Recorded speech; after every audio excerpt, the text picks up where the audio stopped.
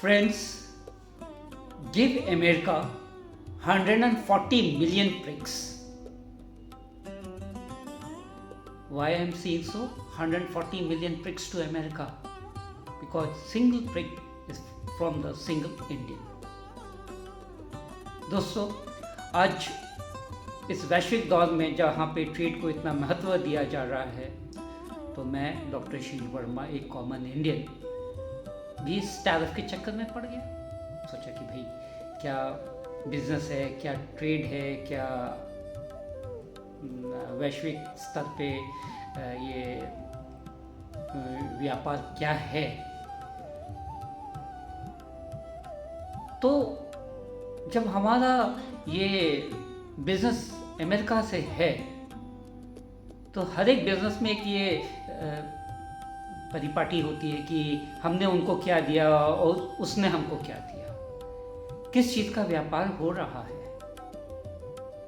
तो दोस्तों, अगर हम कहें कि ब्रिटिश साम्राज्य ने, इंग्लैंड ने हमारे भारतवर्ष को 200 साल लूटा, तो पिछले 7 दशकों में ये अमेरिका ने हमारे साथ क्या किया, अमेरिका ने भारत को क्या किया, ये सोचने की बात है।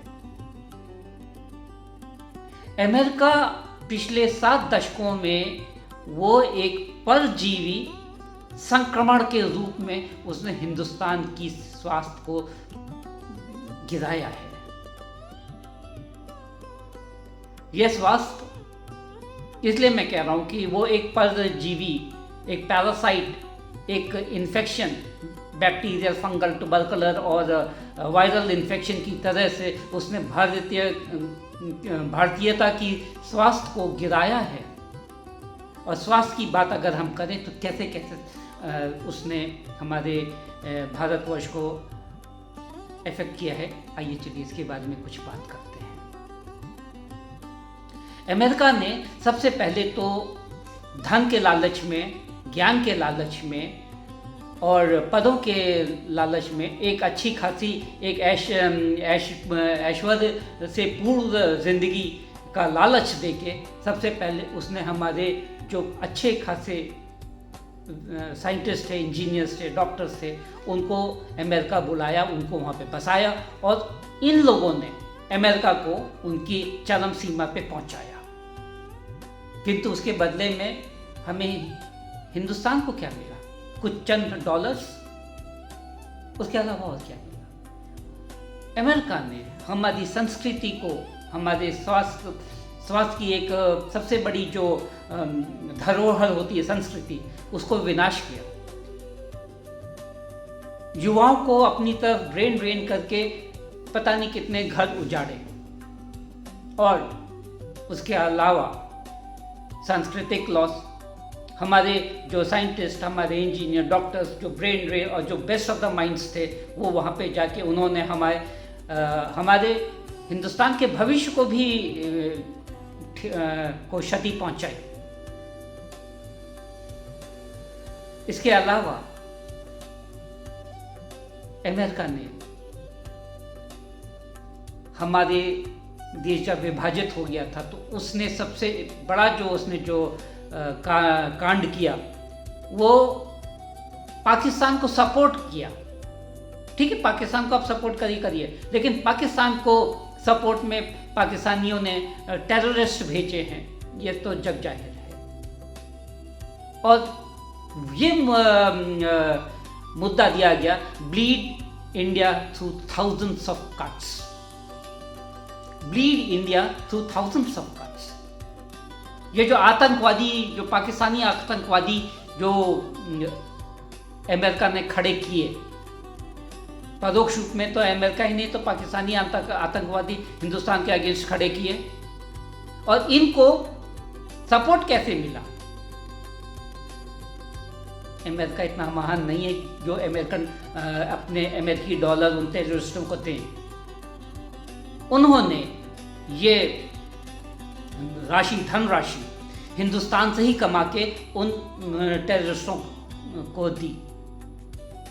सीधा साधा आपको एक सबसे छोटा सा एक एग्जाम्पल देता हूँ कि अमेरिका ने हमको पेप्सी कोला दिया, कोका कोला दिया और सब कई छोटे मोटे चीज़ें दी, लेकिन इन छोटी मोटी चीज़ें इतनी छोटी नहीं है जितना आप लोग समझते हैं। बात सिर्फ कोका कोला और पेप्सी की बात करें तो पिछले वर्ष 24-25 में कोका कोला और पेप्सी ने हिंदुस्तान से 14,500 करोड़ कमाए, और 14,500 करोड़ ये का कुछ अंश उन्होंने, जो भी वो कमाते थे पिछले विगत वर्षों में, उसका कुछ अंश इन आतंकवादियों को सपोर्ट करने में लगाया। मित्रों, ये एक साधारण बात नहीं है, ये बहुत ही एक कुटिल चाल है हमारे हिंदुस्तान को बर्बाद करने के लिए। अगर उन लोगों ने एक ये मोटो दिया, एक नारा दिया, लीड इंडिया थ्रू 1000 कट्स, जिसको कि पाकिस्तान के टेररिस्टों ने और आतंकवादियों ने खूब भली भांति जिसको का प्रचार किया, तो उसके अगेंस्ट में हमें भी कुछ करना चाहिए। हम 140 भारतीय अपना हक अदा कर रहे हैं। हमें जो भारत का जो कर्ज है उसको चुकाना है, और ये चुकाना तो बहुत ही आसान है। ये तो हम लोग के बाएं हाथ का खेल है। 2 मिनट में ये जो अमेरिका को 140 करोड़ की जो ब्रिक्स देने की मैं बात करता हूँ, वो तो 1 मिनट में आप लोग 1 सेकेंड में कर सकते हैं। हमें कुछ नहीं करना है, हमें बस कोका कोला, पेप्सी तथा अन्य अमेरिकन प्रोडक्ट्स को बहिष्कार करिए। उसकी जगह कोका कोला और पेप्सी के लिए छोटी सी चीज़ है, हमारे देश के जो किसान जो गन्ना उगाते हैं, जो नारियल उगाते हैं, जो सेब उगाते हैं, जो अनार उगाते हैं, उनके प्राकृतिक पदार्थों को कोका कोला और पेप्सी की जगह पीजिए। एक गन्ने का रस अगर आप पीते हैं, 20 रुपए का गन्ने का रस आता है और एक 20 रुपए की पेप्सी आती है, तो आप 20 रुपए जो आप गन्ने का रस खरीदते हैं उसके पहले उसकी पृष्ठभूमि में जाइए तो देखिए कि किसान, मजदूर, जो ट्रांसपोर्टर है, जो गन्ने को खेत से मंडी तक ले आता है, वहाँ पे आड़ती, और उसके बाद वो जो रिटेलर जो उसे खरीद के जो एक गन्ने वाले को जो गन्ना बेचता है, और गन्ने वाला जो है कितने परिवार इसमें इन्वॉल्व हो जाते हैं। एक गन्ने का रस पीने में कम से कम 7-8 परिवार तो इन्वॉल्व हो जाते हैं, और उसका मतलब है कि कम से कम 30-40 लोगों को आप एक गन्ने का रस जब खरीदते हैं और पीते हैं, उसका सेवन करते हैं, तो उसमें क्या आप कम से कम 30-40 हिंदुस्तानियों को सपोर्ट करते हैं। अमेरिकन नैरेटिव ने ये फैलाया कि ये जो गन्ने का रस है, नारियल पानी है, और सब जो जूस वगैरह जो हिंदुस्तान में खुलेआम में बिकता है, वो अनहाइजीनिक है। उससे पता नहीं कितनी बीमारियां होती हैं, क्या होता है, वो होता है गैस्ट्रोएंटराइटिस हो जाती है, कॉलरा फैलता है, ये फैलता है, वो फैलता है, दुनिया भर की बातें तो उन्होंने बताई। लेकिन क्या उन्होंने ये बताया कि कोका कोला और पेप्सी में के जो प्रिजर्वेटिव हैं, उनका जो पानी है वो कहाँ से आया है, और वो जो प्रिजर्वेटिव उन्होंने जो डाले हैं, जो इतने दिनों तक चलते हैं, उसका शरीर पे क्या असर होता है? किसी भी कैंसर के स्पेशलिस्ट से पूछ लीजिए तो वो बताएगा कि इन सब प्रिजर्वेटिव का जो असर होता है वो लंग्स, लिवर, किडनी तथा अन्य ऑर्गन्स को फेल करता है, और कितना कैंसर उनकी वजह से भी होता है, ये तो इसका कोई स्टडी ही नहीं आया है। मित्रों, यहाँ पे सिर्फ अपना कोका कोला और पेप्सी पिला के पता नहीं हिंदुस्तान में को कितना इन्होंने बीमारी डाली है, उसका कोई हिसाब नहीं है, कोई भी हिसाब नहीं है। पता नहीं कितने लोग इसके चपेट में आए हैं।